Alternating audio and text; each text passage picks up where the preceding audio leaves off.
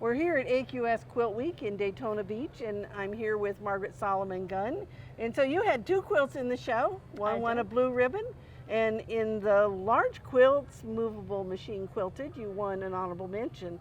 And I'll just tell you, this was a really tough category. You were up against a lot of really beautiful quilts. So you can be very proud that you won an honorable mention in this category. Silk quilt? Partial. In the last few years, I've started making quilts more with the mix of the cottons, commercial cottons, and the silks. It's a silk radiance, which is a silk blend. And I do this because, one, I love all the color that you can get with the commercial cottons and the color and the print, but that's not much of a catalyst for showing off your quilting, but the silk is. So I pair them together, and you know, if the first time I tried it, it was a little bit of I thought a risky gamble, but I loved how it looked. And so I think I've done a couple of them since this quilt, but this was number 2. Okay.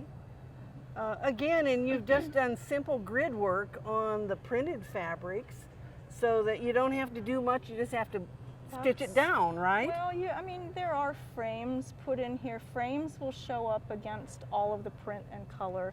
There is a grid work that actually has a double line to help really pop those shapes. You can really see it on this one. Yeah, if you get the light at it the right way. Places where I thought feathers would show, you know, you have to double up on these frames so that they show better. Anywhere that you can really get the quilting to show in this style of quilt, you have to take advantage of that space. So for this, it's the background and it's the border. The fabric to me that really makes a difference on this is your zebra print. You're right. And it was, I went shopping at a show with my mother and I'm like, I've got to find some zebra print. And she thought I was crazy. But when I had laid out all of these blocks on the background that I knew I wanted to use, I knew, though I liked the blocks, they just weren't as cohesive together as I wanted them to be. And I knew that what I needed was something that was kind of catchy. You know, every quilt needs those colors you like and then that pop color. And zebra, well, we call it our pop animal, I guess, but we have a pop on here that does a great job of pulling it all together. It does, certainly. Yes.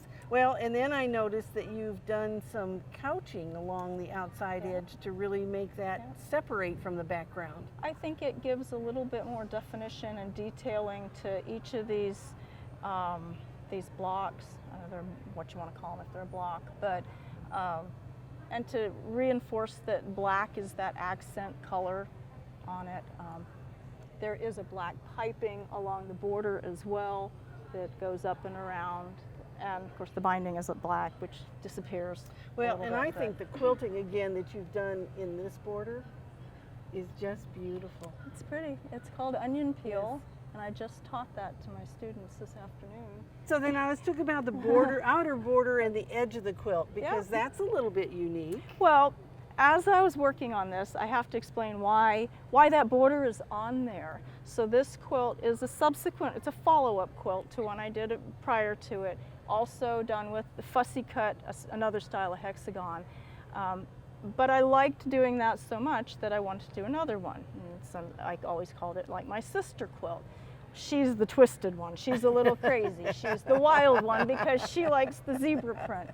And because I already had the name, the Twisted Sister, in my head, I thought I need to put something twisty into the quilting a little bit to kind of play with the name. Right. So this cable feather, which, you know, I know this is a little bit edgy of a traditional quilt, but that is, you know, this traditional feature that plays with the name, and, you know, it works with the playfulness of it a little bit. All right, so now can we talk about what we really did on the edge? Go crazy? Yes. And so I can see that you did a tiny little piping. There are 2 pipings, if you want to be truthful. A black one and a green one, because originally I was going to use the same champagne silk as my binding, and then the black piping would also show. Well, the first version of the binding was crash and burn, and I took it off. I went, nope, we're going to go with black. Black's better. It's a better choice. So I was not going to take off the piping. I don't blame you So one I don't bit. care. It doesn't show, but it's staying. It Yes. stayed, and so I added the binding, the scallop binding on it. After the entire scallop binding is on and stitched to the back, then I came in, and they're silk. It's tubes cut on the bias, filled with a yarn, and they are each individually hand stitched.